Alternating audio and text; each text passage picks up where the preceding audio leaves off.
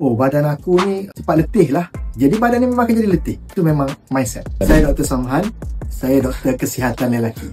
Basically letih dia tidak melibatkan hormon. Dia lebih kepada mindset. Sebab umur 20-30 ni hormon tidak ada isu. Dan juga mereka ni tidak ada isu kesihatan seperti kencing manis, darah tinggi, kolesterol tinggi. Dia sebenarnya adalah semua orang ada stres. Tak kira muda, tak kira tua. Semua orang ada stres. Tapi macam mana kita nak manage the stress, itu lebih penting. Sebab kalau you pandai manage the stress, you ada apa pun masalah, tetapi you hadapi dengan hati yang tenang, you cari solusi, tanya orang apakah tindakan yang patut buat, itu better. Dan juga tenaga ini adalah dari segi kita punya mindset actually. Sebab secara psikologinya, orang-orang muda 20-30 ni dia adalah letih sebab psikologi. Sebab dia kata, oh badan aku ni cepat letih lah.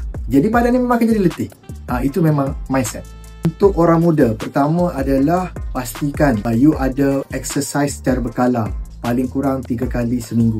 Yang kedua adalah pastikan you dapatkan tidur yang cukup dan berkualiti. Sebab ada orang dia tidur tapi dia tak ada kualiti. Bermaksud dia tidur tu dia macam berperang, dia macam bergaduh, bangun-bangun tak puas tidur. Yang kedua. Yang ketiga adalah dari segi pemakanan. Untuk orang muda, apatah lagi rasa macam tak ada masalah kesihatan, mereka ni bantai semua benda. Tidak ada pantang larang. Terutamanya masalah dengan gula.